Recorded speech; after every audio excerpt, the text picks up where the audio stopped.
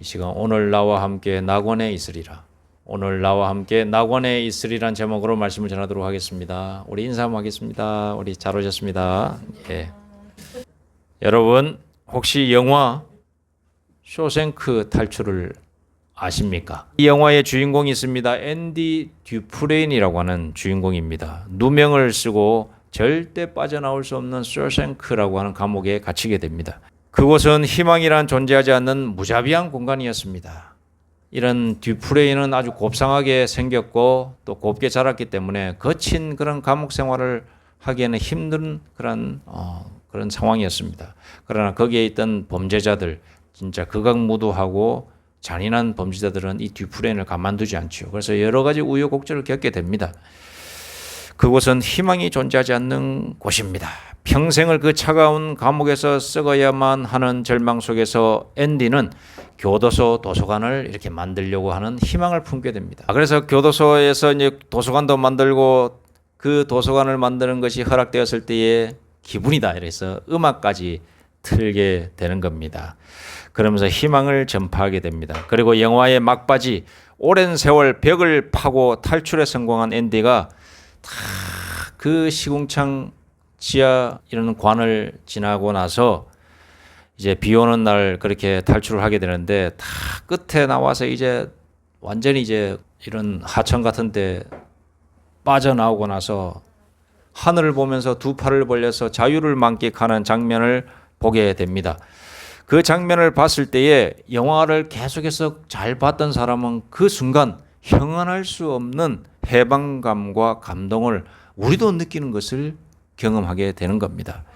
앤디에게 교도소는 죽음보다 더한 고통의 현장이었지만 그 끝에는 마침내 자유와 해방이 기다리고 있었던 것입니다. 그런데 여러분, 영화 속의 탈출은 비록 극적인 것처럼 보이죠. 결국 그러나 그것은 무엇이냐? 인간의 노력으로 인한 결말에 불과한 것입니다. 그리고 또 어느 정도 시간의 한계가 있습니다.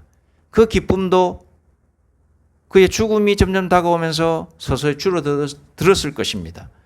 그렇다면 우리 인생의 마지막 순간, 즉 죽음이라는 절대적인 장벽 앞에 섰을 때 우리를 기다리는 진짜 사후 세계는 그러면 어떤 곳일까요? 교도소보다 더 캄캄하고 절망스러운 죽음의 문턱에서 인간의 그 어떤 노력도 통하지 않는 그 마지막 순간에 우리에게 문을 열어줄 수 있는 이는 과연 누가 있겠습니까? 오늘 우리는 누가복음 23장 43절 말씀을 통해서 인간 역사상 가장 비참하고 절망적인 처형장 십자가 위에서 들려오는 희망의 빛을 우리는 보게 된다, 이 말씀입니다. 찬란한 생명의 빛, 그리고 그 빛이 우리에게 약속한 영원한 사후 세계에 대해 이 시간 은혜를 나누어 보고자 합니다. 우리 예수님께서 들려주시는 이 사후 세계에 대해서 이 시간 은혜를 나누고자 합니다. 자, 오늘 본문인 누가복음 23장에는 인류 역사상 가장 비극적인 장면이 펼쳐지고 있습니다. 누가복음 23장은 예수님의 십자가 위에서 있었던, 십자가에 못 박힌 상태에서 있었던 이야기가 쭉 기록되어 있습니다. 골고다 언덕입니다. 그곳에는 하나님의 아들이신 예수께서 십자가에 못 박혀 있습니다. 그리고 그 양쪽에 좌측 우측으로 다른 사람 둘이 또 십자가에 못 박혀 있습니다. 둘은 누구냐?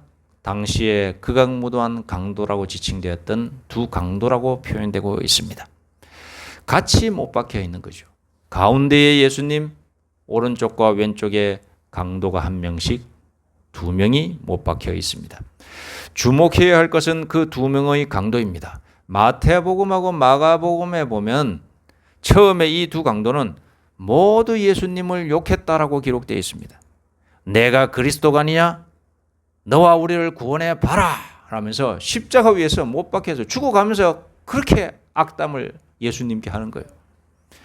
세상의 모든 분노와 조롱을 예수님께 쏟아붓는 것처럼 보일 정도로 그들은 자기 스스로 자초하여서 십자가에 못 박혔음에도 불구하고 같이 못 박혀서 죄도 없이 못 박혀 있는 예수님을 향하여 자기들의 이유 없는 원한을 예수님께 쏟아부었던 기록이 있습니다. 그런데 시간이 흘러 죽음의 그림자가 짙게 드리워질 때 그 중에 한 사람이 태도가 바뀌는 것을 보게 됩니다. 누가복음 23장 40절에서 42절. 오늘 말씀은 43절이죠. 거기에 보면 위에 보면 앞에 보면 40절부터 42절에 뭐라고 되어 있느냐 이렇게 되어 있습니다. 하나는 그 사람을 꾸짖어 이르되 내가 동일한 정죄를 받고서도 하나님을 두려워하지 아니하느냐. 우리는 우리가 행한 일에 상당한 보응을 받은 것이니 이에 당연하거니와 이 사람이 행한 것은 옳지 않은 것이 없느니라 하고 이르되 예수여 당신의 나라에 임하실 때에 나를 기억하소서 하니라고 한 강도가 이런 말을 하게 되는 겁니다. 이 강도가 어떻게 해서 당신의 나라에 이를 때에 나를 기억하소서라고 말을 바꿔서 그의 마음이 왜 바뀌었는지는 모르겠습니다만 추측하건대 예수님께서 십자가 위에서 하신 말씀들이 있거든요. 그 말씀을 이 강도가 아마 옆에서 죽어가면서 듣지 않았을까. 두 명이 같이 들었는데 한 사람은 마음에 찔림을 받고 이 가운데에 이 분이 예수라는 이 사람이 정말로 하나님의 아들인 것 같다라고 하는 마음의 심령의 변화가 일어나지 않았을까. 그래서 이런 고백을 하고 있는 것 같습니다. 그러나 그의 마음이 왜 그렇게 됐는지 기록되어 있지 않기 때문에 추측할 뿐입니다. 어찌되었든 이 한 강도가 그렇게 이야기하는 겁니다. 예수여 당신의 나라에 임하실 때에 나를 기억하소서 이렇게 말을 하게 되는 겁니다. 자, 이 강도의 고백은 참으로 놀랍습니다. 자, 그 이유를 몇 가지로 말씀드리겠습니다. 첫째, 그는 자신의 죄를 온전히 인정하게 되는 겁니다. 나는 죄가 없다라고 해가지고 예수님을 원망하던 사람이었는데 예수님의 여러 가지 말들을 듣다가 마음의 변화가 일어났는지 죄를 인정하는 거예요. 자신이 죄인이라고 하는 것을 인정하게 됩니다. 우리는 마땅히 벌을 받는 죄인이다라고 이렇게 고백을 하고 있습니다. 두 번째로 그는 예수님의 무죄함과 거룩하심을 알아차린 겁니다. 이 사람은 아무 죄가 없다라고 이야기를 하면서 고백하고 있는 장면이 보게 됩니다. 그것으로 인해서 예수는 죄가 없으신 분이다. 무죄하신 분이다. 그리고 거룩하신 분이시라고 하는 것을 알아채는 거죠. 세 번째로 가장 중요한 것은 죽음이 코앞에 닥친 그 절체절명의 순간에 예수님을 향해 당신의 나라에 임하실 때에 나를 기억해 주소서라고 간구했다라는 사실입니다. 이 강도는 세례를 받을 시간이 없었어요. 선행을 할 시간도 없었어요. 그리고 교회에 나가서 충성 봉사할 시간도 없었어요. 그럼에도 불구하고 그가 가진 것은 오직 죄로 얼룩진 과거와 지금 당장 죽어 마땅한 십자가의 형벌뿐이었는데 세상의 법으로 보나 도덕적 잣대로 보나 이 사람은 당연히 죽고 구원받지 못할 인간인데 자신의 죄를 깨닫고 예수님께 자신의 죄를 고백하는 그런 과정 속에서 그는 구원받게 되는 겁니다. 예수님께서 그를 구원해 주시는 모습이 다 오늘 말씀에 나오고 있는 겁니다. 예수께서 이르시되 방금 전에 그 강도에게 하는 말입니다. 내가 진실로 내게 이르노니 오늘 내가 나와 함께 낙원에 있으리라 하시니라. 자신이 죽어가면서 예수님 자신이 죽어가면서 힘든 상황에서 나를 인정해 주네. 그래서 고맙다라는 차원에서 선은 그러니까 하나님 베푼다. 내가 너에게 영적으로 그래 자비를 베풀겠노라 이런 뜻이 아니라 예수님은 그가 자신이 죄인인 것을 깨닫는 모습을 보셨고 그 죄로 인하여서 자신은 구원받을 수 없으나 예수님 당신을 믿으니 나를 구원해 주소서라고 하는 그런 신앙 고백을 그의 마음속에서 그의 입술 속에서 보게 되신 겁니다. 그래서 예수님이 이렇게 말씀하신 겁니다. 오늘 내가 나와 함께 낙원에 있으리라. 선심 쓰듯이 십자가 위에서 나한테 좋은 말 했네. 그래서 좋게 말씀해 주신 것이 아니라 그의 마음속에 회개의 마음을 보셨기 때문에 이런 말씀을 하셨다라는 것을 우리는 깨달아야 되는 것입니다. 오늘 우리의 본문에서 이렇게 나와 있는 것입니다. 우리 다 함께 다시 한번 읽겠습니다. 자, 천천히 한번 하겠습니다. 시작. 예수께서 이르시되 내가 진실로 내게 이르노니 오늘 내가 나와 함께 낙원에 있으리라 하시니라. 아멘. 여러분, 이 짧은 한마디 속에 예수님께서 말하는 사후세계의 진리가 다 담겨 있습니다. 우리는 이 구절을 통해 세 가지 깊은 진실을 깨닫게 되는 겁니다. 첫째로, 사후세계는 시간과 공간을 초월하는 즉각적인 회복이다. 즉각적인 회복. 예수님은 언젠가 먼 미래의 나중에 잠시 뒤에 이런 말씀하신 것이 아니라 오늘 나와 함께, 오늘 내가 나와 함께, 오늘. 여러분, 즉각적인 회복을 말씀하시는 것입니다.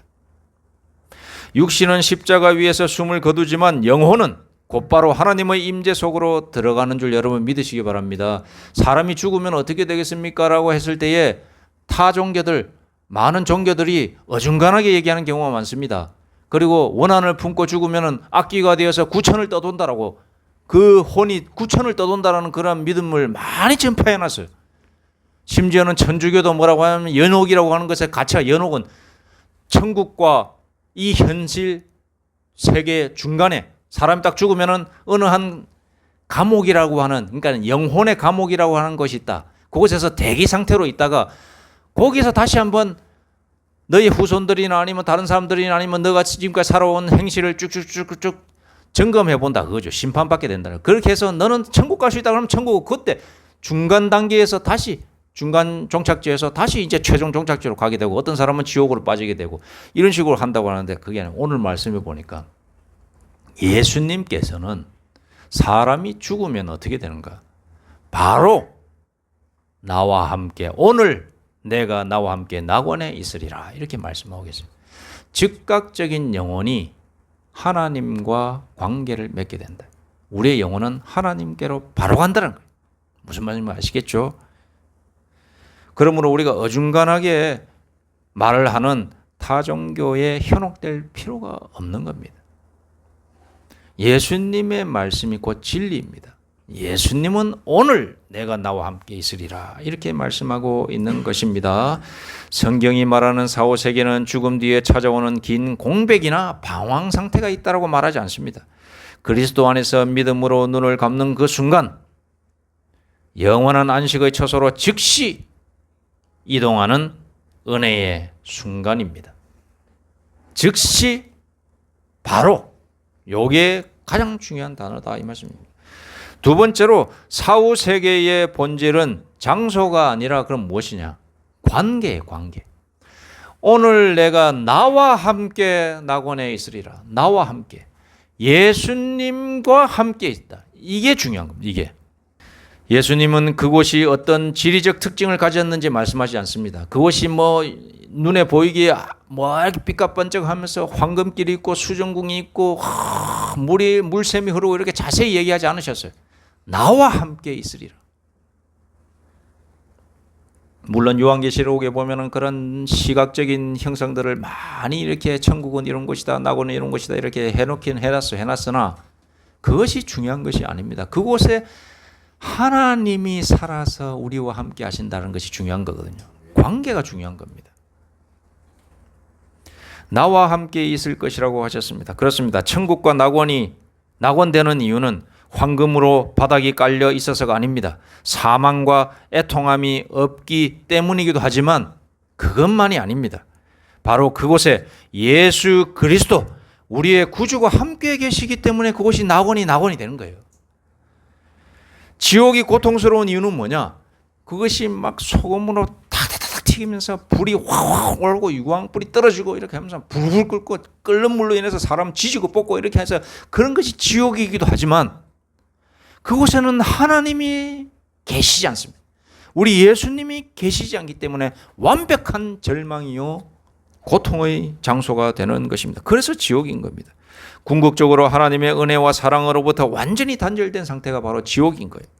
사후 세계는 결국 누구와 영원히 함께 거하느냐가 핵심의 문제다, 이 말씀입니다. 세 번째로, 낙원은 인간의 공로가 아닌 오직 주의 은혜로 주어지는 선물임을 여러분 믿으시기 바랍니다. 이 강도가 한 것이 뭡니까?